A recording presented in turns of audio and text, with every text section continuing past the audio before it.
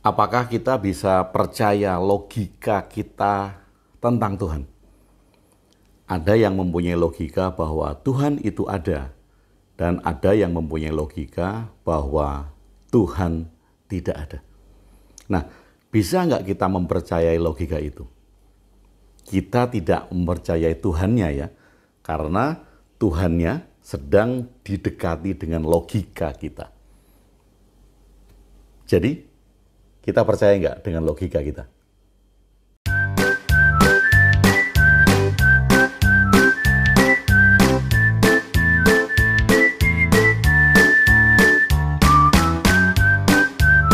Sahabat Bahtera, saya sambil minum tadi saya bikin donat kentang.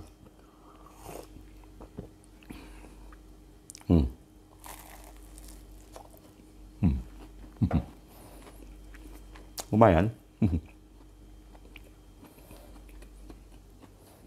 Sambil ngunyah ya. Mudah-mudahan tidak mempengaruhi suara saya.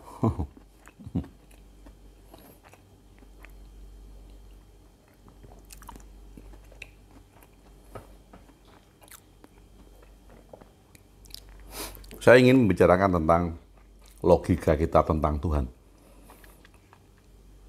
Karena apapun itu, ketika kita memikirkan Tuhan, baik itu Tuhan ada atau Tuhan tidak ada, maka kita menggunakan logika. Ada orang yang bilang, Tuhan tidak bisa dilogikakan. Tetapi dia mengakui ada. Artinya pengakuan ada pun itu berdasarkan dari logika dia. Baik. Logika bisa dianggap benar dan bisa juga dianggap salah. Misalnya, kalau ada satu premis di awal seperti ini. Ketika saya makan, maka saya menjadi kenyang. Nah, ini kan premis awal kan. Ketika saya makan, maka saya menjadi kenyang. Ketika saya makan, maka saya menjadi kenyang. Saya makan, lalu saya tidur. Nah, ini dikatakan nggak logis. Logikanya tidak benar. Kenapa? Karena premis awal mengatakan ketika saya makan, maka saya menjadi kenyang. Kemudian, kalimat kedua, saya makan dan saya tidur. Nah, saya tidur ini kan tidak ada hubungannya dengan kenyang. Tetapi, dua hal yang tidak dikatakan tidak nyambung itu disebut bahwa logikanya nggak benar. Karena ketika saya makan, maka saya kenyang. Saya makan, seharusnya kan saya makan dan saya kenyang. Nah, ini saya makan dan saya tidur. Ini kan nggak ada hubungannya. Nah, hal itu dikatakan bahwa nggak logis. Pemikiran itu nggak logis. Kesimpulannya nggak logis. Karena tidak mengikuti premis awal. Nah, ada yang mempunyai pandangan bahwa Tuhan itu ada secara logis. Ada yang mempunyai pandangan Tuhan tidak ada secara logis. Sama-sama kan? Sama-sama dengan logika. Sekarang, banyak premis seperti ini. Ada alam semesta, ada bumi, ada isinya ya, ada gunung, ada samudra gitu. Ketika ada alam semesta dan seisinya, pasti ada yang menciptakan. Oke, kalimat itu saya ulangi ya. Ketika ada alam semesta dan seisinya, pasti ada yang menciptakan. Kalimat kedua, saya melihat alam semesta dan Tuhan ada. Nah, ini kan sebetulnya nggak nyambung. Kenapa? Karena kesimpulan Tuhan ada itu tidak dinyatakan di premis awal. Premis awal hanya memberikan sebuah asumsi. Ketika alam semesta dan seisinya ada, pastilah ada yang menciptakan. Nah, pasti ada. Kenapa dikatakan pasti? Sedangkan tidak ada sebuah premis penelitian. Misalnya, ketika alam semesta ada dan seisinya, dan telah dilakukan penelitian selama bertahun-tahun, ada jejak tangan-tangan Tuhan. Nah, ini kan ada satu proses yang menegaskan premis awal tentang alam semesta dan seisinya. Tapi ketika hanya dikatakan alam semesta ada, pasti ada Tuhan. Nah, kata pasti ada, ini kan asumsi. Itu hanya dugaan. Dugaan yang mengatakan atau menyimpulkan dari apa yang kita lihat tentang alam semesta. Oh, ada bumi yang besar, ada matahari yang besar, ada gunung yang besar, ada laut yang luas. Itu nggak mungkin kalau benda-benda yang sebesar itu tuh nggak ada yang menciptakan. Kalau matahari saja sangat besar, pasti yang menciptakan lebih besar dari itu. Nah, sekali lagi, pasti ada, pasti diciptakan oleh. Ini kan asumsi, ini dugaan. Jadi bagaimanapun juga ketika kita melihat alam semesta, kita nggak tahu itu dibuat atau tidak. Itu ada karena apa? Karena perjalanannya sampai sekarang masih merupakan sebuah perdebatan karena ujungnya dari alam semesta belum diketahui. Sama dengan ketika kita mengatakan bahwa Tuhan tidak ada. Dari sebuah premis awal. Ada alam semesta dan seisinya, ada benda-benda yang sangat besar. Kita tidak tahu itu berasal dari mana. Pasti itu bukan dari Tuhan. Nah, ini sama asumsi atau dugaan. Jadi ketika kita mengatakan bahwa Tuhan ada dan Tuhan tidak ada, semua merupakan asumsi atau dugaan. Mengapa? Karena ketika dikatakan Tuhan ada atau Tuhan tidak ada, ini merupakan sebuah kesimpulan. Sedangkan sampai sekarang, kita belum pernah menemukan kesimpulan apapun tentang itu. Semuanya sedang berjalan. Semuanya sedang didekati oleh berbagai macam disiplin ilmu. Nah sekarang, kalau kita melogikakan bahwa Tuhan itu ada, atas dasar bahwa ada bumi, ada alam semesta, ada manusia, ya nggak mungkin kan manusia ada dengan sendirinya. Manusia pertama itu pasti diciptakan. Nah sekali lagi kan, pasti diciptakan. Ini kan asumsi, dugaan. Pasti. Kenapa dipastikan? Dari mana kepastian itu muncul? Kan nggak ada yang mendasari hal-hal yang pasti bahwa manusia itu diciptakan oleh Tuhan, nggak ada. Ketika kita menyimpulkan bahwa Tuhan ada dan kita menganggap itu logis, ada orang yang menyimpulkan Tuhan tidak ada dan juga menganggap itu logis, maka di sini kita menyadari bahwa kesimpulan dari logika yang merupakan dugaan tadi, karena tidak ada pernyataan awal bahwa kepastian itu didapat dari mana. Benar enggak Tuhan menciptakan atau benar enggak Tuhan tidak menciptakan.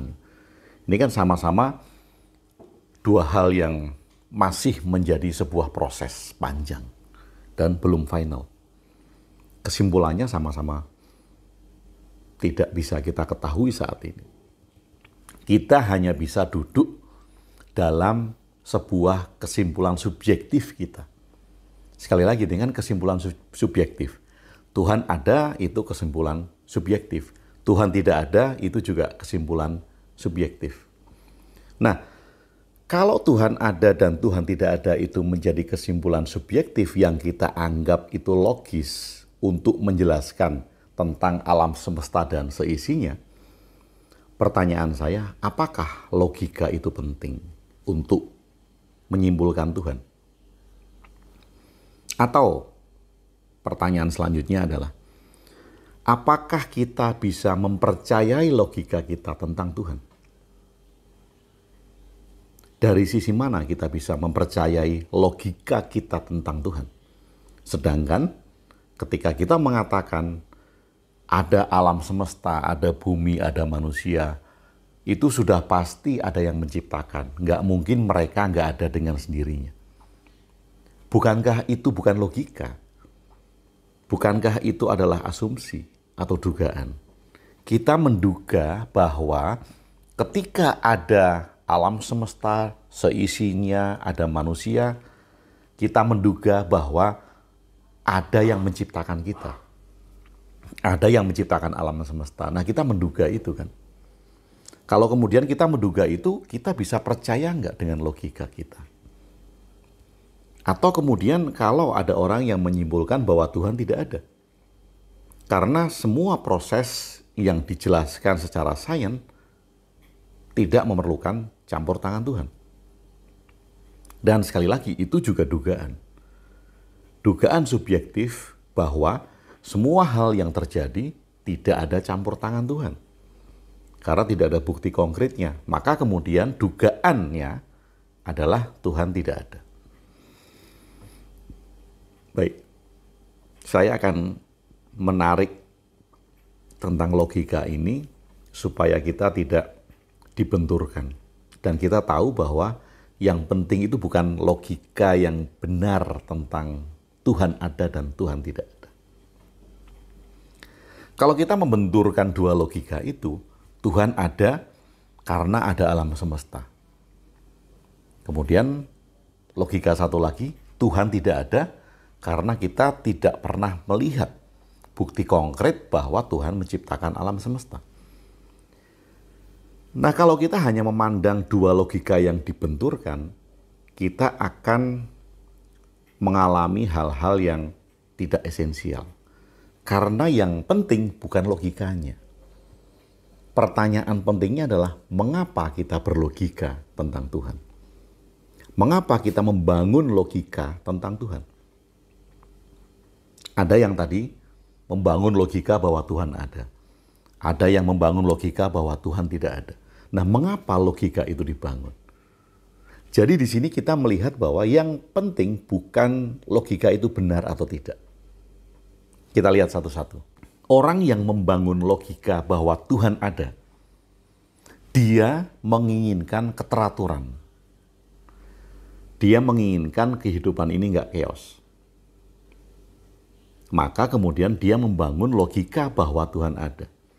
Ada yang mengatur kehidupan, ada yang mengatur alam semesta, ada yang mengatur manusia, ada yang mengawasi manusia. Nah, logika itu dibangun karena dia ingin agar kehidupan tidak chaos, ingin kehidupan teratur, ingin kehidupan berjalan dan tidak kacau.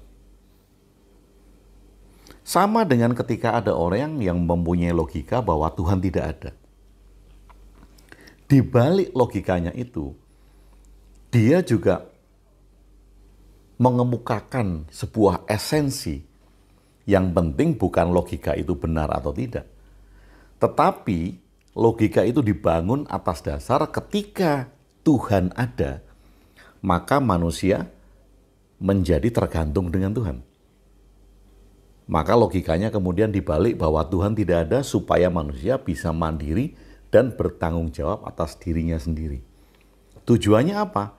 Tujuannya sama. Kehidupan tidak chaos, manusia bisa bertanggung jawab, bisa mandiri, dan nggak ngawur.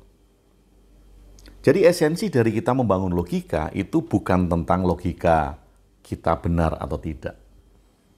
Kita membangun logika, esensinya adalah agar kehidupan teratur, agar kehidupan nggak chaos. Karena masing-masing dari pembangunan logika itu mempunyai sebuah tujuan. Mengapa kita membangun logika atas dugaan tentang Tuhan ada atau Tuhan tidak ada? Nah, kalau kita menyadari ini, tentu kita tidak akan membenturkan antara logika Tuhan ada dan logika Tuhan tidak ada. Karena masing-masing dari konsep yang dibangun atas logika yang terlihat berbeda itu mempunyai esensi yang sama. Masing-masing konsep mempunyai esensi agar hidup tidak kacau. Hidup bisa diatur dan hidup mempunyai tanggung jawabnya masing-masing. Bagi logika yang meyakini Tuhan ada, tanggung jawab diberikan kepada Tuhan. Ada punishment dan ada reward. Bagi yang memakai logika Tuhan tidak ada, tanggung jawab diberikan kepada manusia sendiri. Konsekuensi diambil oleh manusia itu sendiri. Jadi masing-masing tentu mempunyai esensi yang sama. Ada punishment, ada reward, ada konsekuensi, ada tanggung jawab. Nah, kalau kita melihat dari sisi root esensial itu, maka kita tidak membenturkan lagi antara logika Tuhan ada dan Tuhan tidak ada. Mungkin Anda nyaman menggunakan logika Tuhan ada. Dan mungkin saya nyaman menggunakan logika Tuhan tidak ada. Anda nggak harus mengikuti orang lain. Dan tidak ada logika yang paling benar. Tidak ada logika yang absolut benar.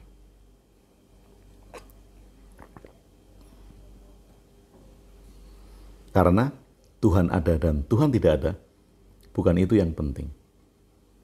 Yang penting kita sedang membangun sebuah kehidupan. Peradaban. Dan pembangunan peradaban dan kehidupan ini bisa didasari atas logika, konsep yang kita buat agar kehidupan tidak menjadi kacau. Terima kasih sudah bersama saya Gung WB di Jonggring Saloko.